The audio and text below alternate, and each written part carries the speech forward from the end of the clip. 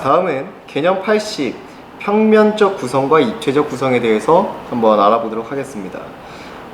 일단 평면적 구성, 순행적 구성이라고도 하는데요. 이런 방법은 시간의 흐름에 따라서 사건이 전개되는 그런 구성 방식입니다. 일대기를 다룬 그런 소설이나 고전소설에서 흔하게 나타나는 그런 구성 방식이 되겠습니다. 자, 그 다음 역순행적 구성이라고 되어 있는데요. 이거는 입체적 구성이라고도 해요. 시간의 흐름을 바꿔서 사건을 구성합니다. 그러니까 과거에서 현재로만 나아가는 것이 아니라 현재에 있다가 과거로 가던가 미래에서 다시 현재로 오던가 이렇게 시간의 흐름이 역전되는 구조를 바로 역순행적 구성 혹은 입체적 구성이라고도 합니다. 또 다른 말로 역전적 구성이라고도 해요.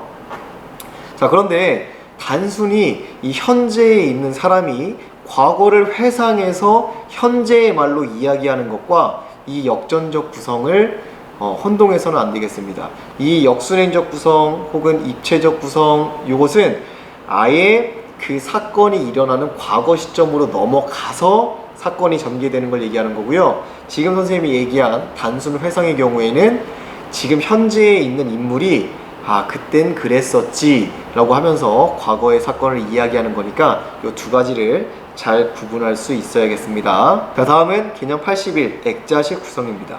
여러분들 액자식 구성이라고 들어보셨나요?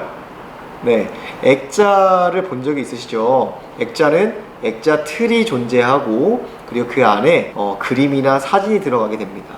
마찬가지로 이런 액자 틀과 같은 외화, 겉 이야기가 있고 그 액자 속에 담긴 사진과 같은 내화가 존재하는 구성을 액자식 구성이라고 합니다. 한번 읽어볼게요. 하나의 이야기 속에 다른 하나의 이야기가 들어있는 구성을 말한다. 이야기의 핵심 내용은 내부 이야기입니다.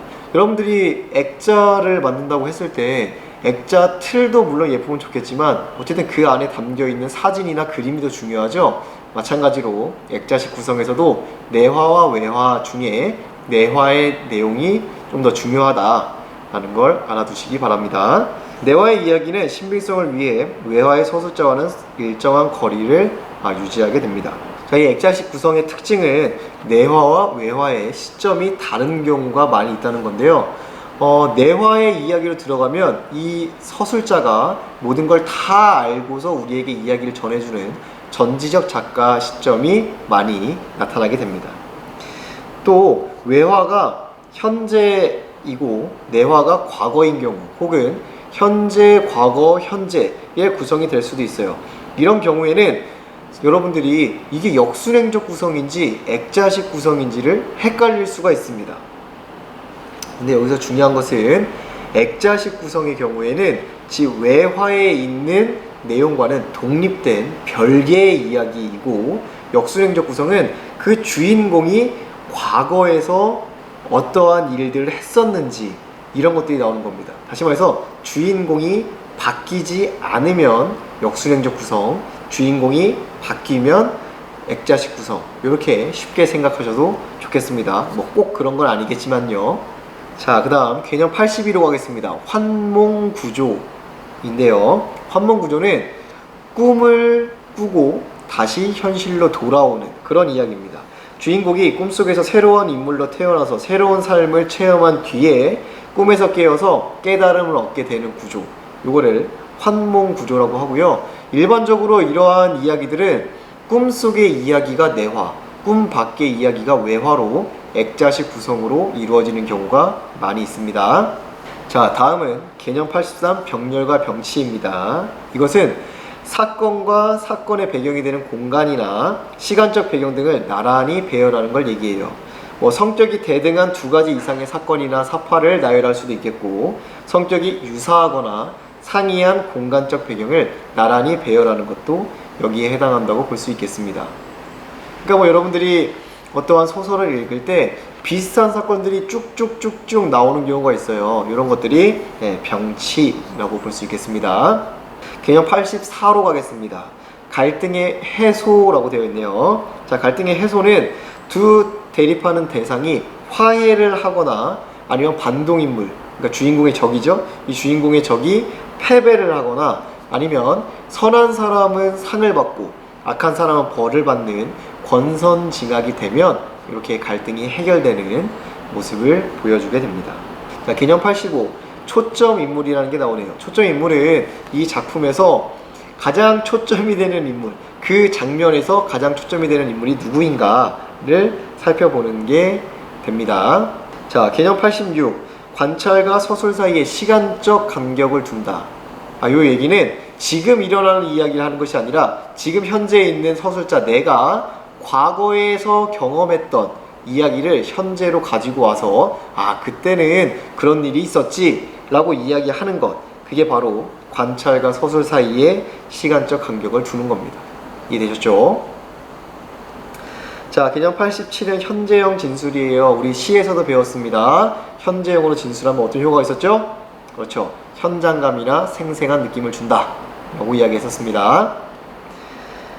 개념 88은 쉼표의 사용입니다. 여러분들 어떤 글을 읽을 때 쉼표가 딱딱딱 찍혀 있으면 어떻게 읽으라는 걸까요? 그렇죠. 거기서 잠깐 쉬어가면서 읽으라는 거죠. 쉬어가게 되면 거기에 집중을 하게 됩니다. 나는 학교에 갔다. 이렇게 쉼표를 찍어서 읽게 되면 그 부분에 집중을 하게 되는데 그런 효과를 얻게 되는 거죠. 쉼표를 사용하여 읽기의 속도를 느리게 하고 그 장면에 조금 더 집중할 수 있게 해주는 효과가 있습니다. 자, 개념 89. 방언과 구어적인 표현이요. 사투리를 사용하면 어떤 효과가 있을까요? 그렇죠. 그 지역에서 마치 있었던 것처럼 느껴지는 향토감, 농촌적인 분위기를 주기도 하겠고요. 그다음에 이거 진짜 같은데? 진짜 거기 있었을 것 같은데? 라고 하는 사실감이나 생동감을 줄 수 있다 라는 거 알아두시기 바랍니다. 자, 개념 90번. 고전소설의 일반적인 특징을 한번 알아보도록 하겠습니다. 일단 주제는 권선징악이 많아요. 아까 전에 얘기한 것처럼 권선징악이라는 건 선함은 권하고 악함은 징벌한다는 거예요. 그러니까 다시 말해 착하게 살아라 라는 얘기죠. 고전소설의 주제들은 대부분 이런 주제가 많다 라는 얘기입니다. 자, 구성은 평면적 구성. 아까 이야기했습니다. 평면적 구성 뭐였죠? 그렇죠. 시간의 순서에 따라, 시간의 역전 없이 시간의 순서에 따라 이루어지는 것, 이거를 평면적 구성이라고 했어요. 그 다음 전기적 구성이라고 되어 있는데요. 여기서 말하는 이 전기는 전기문 할 때 전기입니다. 태어나서 죽을 때까지의 이야기를 소설로 쓴 경우가 많다라는 얘기예요.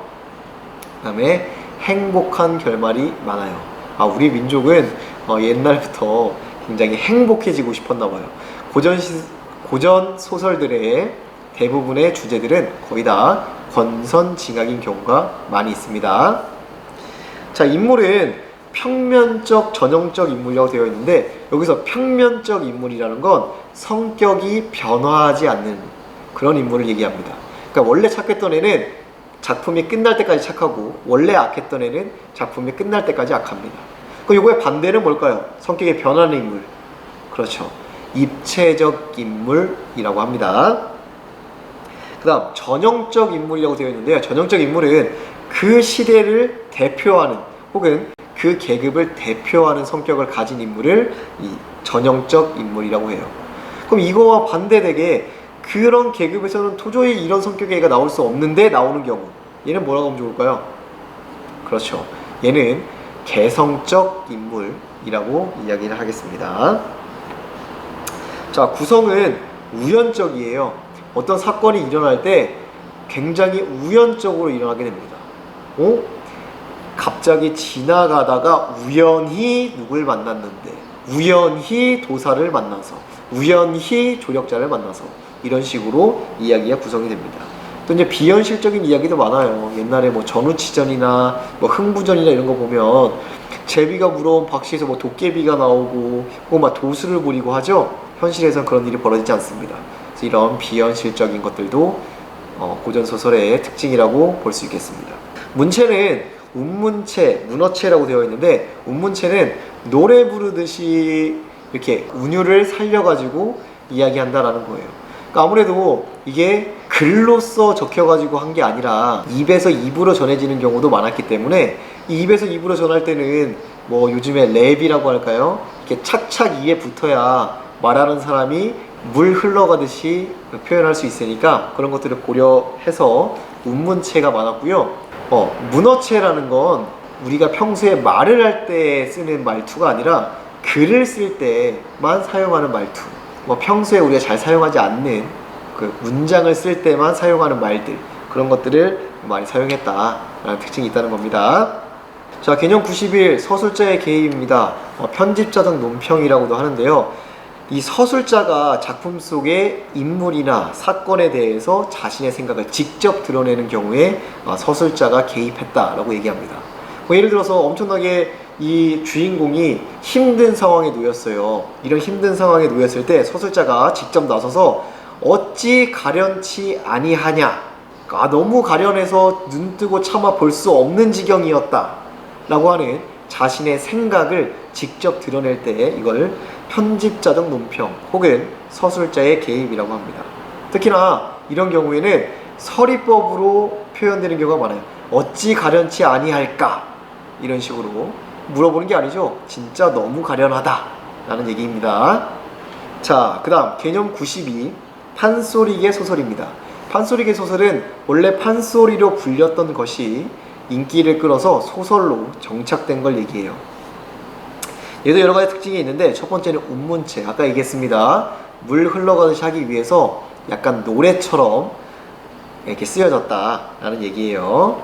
장면의 극대화라고 되어 있는데요. 아무래도 이 판소리 소설은 대중들의 인기를 중요하게 생각했기 때문에 이 대중들이 좋아할 만한 대목은 아주 길게 그리고 아주 휘황찬란하게 표현하는 그런 성향이 있었는데, 그걸 바로 장면의 극대화라고 합니다. 해악과 골개미도 잘 드러나는데요. 해악은 익살과 재미를 통해 냉소나 조소 등에 포함되지 않은 웃음을 보여주는 걸 해학이라고 합니다. 그럼 여기서 잠깐, 냉소나 조소가 포함되어서 비판하면서 웃기는 걸 뭐라고 하면 좋을까요? 그렇죠, 우리 지난번에 배웠습니다. 풍자라고 했었어요. 기억하시죠? 자, 그 다음에 골개라는 게 있는데요. 이건 우습게 만드는 와중에 거기에서 어떠한 교훈을 줄 때 이걸 골개가 드러난다 라고 이야기를 합니다. 언어 유희도 굉장히 많이 사용됐어요. 동음 이어를 사용한다거나 가군 끝글자를 맞춘다거나 이런 것을 이용해서 재미있게 이야기를 하는 것들이 판소리 소설에서는 많이 드러났다. 이런 것도 참고삼아 알아두시기 바랍니다. 자, 오늘의 마지막이 되겠네요. 93번 가전체 소설입니다. 가전체 소설은 가짜 전기처럼 쓰여진 소설이다. 여기서 말하는 이 전기는 아까 얘기한 일대기를 표현하는 건데, 왜 가짜냐? 일반적으로 전기는 사람, 실존했던 사람의 전기를 표현하는 거잖아요. 근데 여기서 이 가전은 사물을 의인화하고 그 사물이 집안이 어땠고 어떻게 살았고 그 다음에 이 사람에 대한 평가는 어떻고 이런 것들을 허구적으로 쓴 거기 때문에 가전이라고 합니다. 한번 읽어볼게요. 가전은 사물을 의인화하여 그 인생을 전해 형식으로 서술한 글입니다. 인물의 가계와 성품, 생애, 공과 등을 가계, 행적, 그다음 논평이라는 틀 속에 담아놨어요. 그 내용으로는 인간 세계에 대한 풍자를 드러내거나 세상을 경계하려는 교훈을 많이 드러낸다. 그래서 교술성을 갖고 있다라고 볼 수 있겠습니다. 자, 이렇게 해서 우리 오늘 소설의 개념에 대해서 한번 배워봤는데요. 여러분들 오늘 공부한 내용을 필기 열심히 하셨죠? 그 필기하고 줄친 것을 사진으로 찍어서 우리 구글 클래스 과제방에 올려주시기 바랍니다. 그렇게 하면 선생님이 출석 체크를 하도록 하겠습니다. 오늘도 굉장히 고생 많았고요. 우리 다음 시간에 다시 만나요. 안녕.